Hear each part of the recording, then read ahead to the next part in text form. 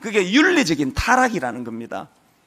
지금 로마서 1장 29절부터 31절까지 제가 여러 번 읽어드렸던데 다 아시지 않습니까? 그 역겨운 수많은 항목들, 이게 다 지금 윤리적인 문제 아닙니까?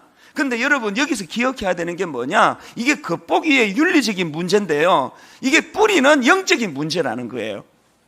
이게 무슨 말씀인가 하면은요, 여러분이 지금 막 교회도 잘 다니고 막 교회에 막 중직자 봉사도 잘하고 하는데 여러분이 지금 윤리적인 어떤 문제에 걸려 있다, 뭐 쉽게 말하면 내가 지금 외도를 하고 있다, 그 영적으로 병든 거예요. 그게 뭐 암만 예배 잘 드리고 막 헌금 많이 해도 막 예배 끝나고 막 그냥 막 불법 주차 막 하고 막 새벽기도 막 한 번도 안 빠지고 365일 다 다니는데 새벽기도 마치고 가다가 남의 밭에 호박 보니까 이거 아침에 이거 국 끓이면 되겠다, 이게 뚝 따가지고 집에 갖고 가고, 그럼 이게 영적으로 병든 거라는 거예요. 목사가 뭐 아무리 막 그냥 대단한 놀라운 은사를 발휘해도 도덕적으로 윤리적으로 문제가 있으면 그건 영적으로 병들었다는 이야기예요. 이 부분은 다음 주 이제 2장 말씀할 때 다시 좀 더 언급하기로 하고요. 자, 어쨌든요, 우리가 속아서는 안 되는 게 뭐냐, 우리가 뭐 외도, 막 성적인 타락 막 이러면은 우리 모두 긴장해요. 그런데 빠지지 않도록. 그러나 여러분 29절서부터 나오는 이 윤리적인 항목들은 굉장히 사소한 것 같아요. 시기, 뭐 인간이 누가 시기를 안 하나. 또 그 다음에 뭐 분쟁, 뭐 다툼이 없는 데가 어디 있냐. 또 수근수근하는 거, 뭐 그 정도는 할 수 있지, 입이 있는데. 또 그 다음에 뭐 교만한 거, 또 자랑하는 거, 이거는 막 그냥 그 성적인 타락에 비해서는 아무것도 아닌 것처럼 생각하지만 하나님의 관점으로는 똑같은 해결해야 될 죄악이라고 이야기하는 거예요.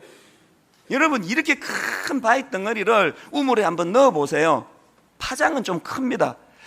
큰 파장을 내면서 물에 빠져요. 조그만한 자갈 하나를 우물에 한번 던져보세요. 파장은 작습니다. 그러나 결과는 둘 다 물에 빠지는 건 똑같은 거예요.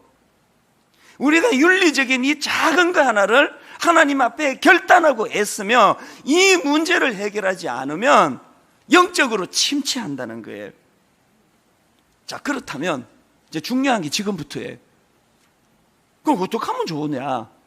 이렇게 타락해가지고 인류가 지금 이 순리를 버리고 영리의 길로 나아가는데 그럼 어떻게 하면 좋으냐? 여러분 어떻게 생각하세요? 그 대안은 뭐예요? 대안은 간단합니다. 지금 영리로 기준을 무너뜨려 버렸잖아요. 하나님을 마음에서 내쫓아버린 영리에서 시작된 일이라면 이걸 회복하려면 어떻게 해야 됩니까? 무너진 삶의 기준을 회복해야 된다는 겁니다. 구약의 대표적인 그 타락한 시대가 사사기 시대 아닙니까? 말로 다 할 수 없는 성적인, 윤리적인 또 영적인 타락 시대인데요, 성경은 그 시대의 타락의 이유를 두 번 반복해서 이렇게 설명합니다. 사사기 17장 6절, 그때는 이스라엘의 왕이 없었으므로 사람마다 자기 소견에 옳은 대로 행하였더라. 사사기 21장 25절, 그때에 이스라엘의 왕이 없으므로 사람이 각기 자기의 소견에 옳은 대로 행하였더라. 무슨 말입니까? 그것들이 기준을 없애버렸기 때문에 이렇게 타락했다는 거 아닙니까? 우리 기준을 다시 세워야 돼요. 그래서 여러분 로마서 1장 17절, 복음에는 하나님의 의의가 나타나서 믿음으로 믿음에 이르게 하나니 기록된 바 오직 의인은 믿음으로 말미암아 살리라. 이 로마서 1장 17절의 기준이 세워지는 인생들이 되시기를 바랍니다. 중요한 건 뭐냐? 이 기준을 세우는 것을 돕는 두 기관이 있는데 하나는 교회요, 하나는 가정입니다. 오늘은 가정의 주일입니다. 여러분 예배 마치고 마당에 여러 가지 전시가 되어 있는데요, 제가 그 사진을 보내줘서 보니까 너무 감동이 돼요. 그 지금 밖에 전시회가 벌어지고 있는 믿음의 가훈, 저 사진 전시회가 지금 벌어지고 있는데요, 이제 그 담당 목사님이 저 전시회에 이제 나가는, 이게 이제 몇 주 전에 우리가 그 믿음의 가훈을 이제 보내달라 그랬더니 많은 분들이 보내주셨는데요, 제 눈에 확 들어오는 가훈이 몇 개 있었습니다. 그게 이제 그 중에 하나가 이거예요. 가훈이 이렇습니다. 하나님이 계시는데 점점점. 이게 가훈이에요. 이 심플하면서 얼마나 멋지잖아요. 제 내용을 보니까요, 이분이 불교 신자였는데 이제 예수님을 영접하고 생활하는데 어려움이 찾아온 거예요. 너무너무 힘들어서 어려워하다가 하나님이 불쑥 마음에 뇌리에 스치는 생각을 주셨는데, 이게 하나님이 계시는데, 그래서 이거를 이분이 프린트 해가지고요, 막 그냥 냉장고에도 붙여놓고 TV에도 붙여놓고 그러셨다는 거예요. 이 삶의 기준을 세우셨다는 그런 뜻 아닙니까? 그런가 하면은 또 다른 가훈이 하나 있는데, 가훈이 이래요. 주 뜻이. 이게 가훈이에요. 주 뜻이. 그게 뭔가 보니까요, 제가 그 전시하는 거를 지금 갖고 왔는데요, 여기에 지금 주 뜻이에다가 이렇게 그 강조점을 찍어 놨는데, 이게 뭐냐? 주님의 뜻을 이루다. 그래서 주님의 뜻을 이루다 약자로 믿음의 가훈이 주 뜻이에요. 근데 그 밑에 어떤 초등학교회가 이렇게 글을 썼습니다. 제 이름은 이루다입니다. 이름이 성은 이시고 이름은 루다예요. 이름이 이루다. 그 다음 보세요. 하나님의 뜻을 이루고 살라고 지어주셨대요. 이제는 우리 집에 가훈이 되었답니다. 얘가 초등학교 3학년입니다. 이 어린애 부모님이 이 귀한 아들을 낳고 그 인생의 중심이 세워지기를 소원하면서 이름을 이루다 이렇게 지었다는 거. 이 아이가 그 뜻을 잘 이해하고 있는 거예요. 그런가 하면 좀 웃기는 가훈도 있는데요, 그 요새 학교에 가면은 거푼 이래가지고요, 엄마가 보고 있다 이런 거푼이 지금 많은데, 이 집은 거기서 따가지고요, 거푼이 뭐냐? 하나님이 보고 있다. 이게 그 집 가훈이래요.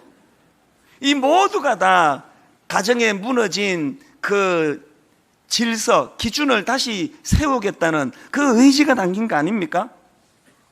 저는 오늘 결론을 이렇게 맺기를 원합니다. 지난주에 제가 영화 박하사탕 그 영화를 보고 너무 마음이 아파서 저녁에 잠이 안 오고 또 악몽을 꾸고 또 밤에 막 그 주인공으로 추정되는 누군지 기억도 없는데 막 꿈에 제가 잠꼬대를 하면서 막 누구를 꾸짖고 그런 그 영화를 심각하게 본 이유가 뭐냐 하면은 마음이 아파서 그래요. 현실적으로 여러분 저에게요, 하루가 멀다 하고 그 주인공이 철길 위에서 나 돌아가고 싶어 절규했지만 못 돌아가고 자살로 끝나는 그거와 비슷한 상황의 아픈 편지, 이메일이 너무 많이 오거든요. 이제는 손을 쓸 수 없는. 여러분, 너무 늦기 전에 돌아가셔야 돼요. 그 철길 위에서 안 됩니다. 못 돌아갑니다. 지난주에 그 설교했더니 어떤 분이 눈물의 장문의 편지를 보내왔어요. 본인이 그거 오픈되는 걸 원치 않기 때문에 제가 인용은 못 해드립니다만 너무너무 가슴이 아팠어요. 제가 그분께 드린 간단한 답이 뭔지 아십니까? 형제님, 늦지 않았습니다. 아직 늦지 않았습니다. 아내와 더불어 혼미한 상태에 빠져있는, 가정이 지금 붕괴될 위기에 놓여 있어 절망하는 그 마음이지만 형제님, 늦지 않았습니다. 결론을 맺으며 여러분, 눈물로 호소합니다. 여러분, 그 주인공처럼 철길 위에서 부러지는 건 너무 늦는 일이에요. 더 늦기 전에, 하나님 기회 주실 때, 아직 기회 있을 때, 나 다시 돌아가고 싶어요. 우리를 순리의 길로 인도해 주시는 주님의 십자가 복음, 이 복음을 의지해서 영리에서 벗어나 순리로 돌아오는 여러분 되시기를 주님 이름으로 축복합니다.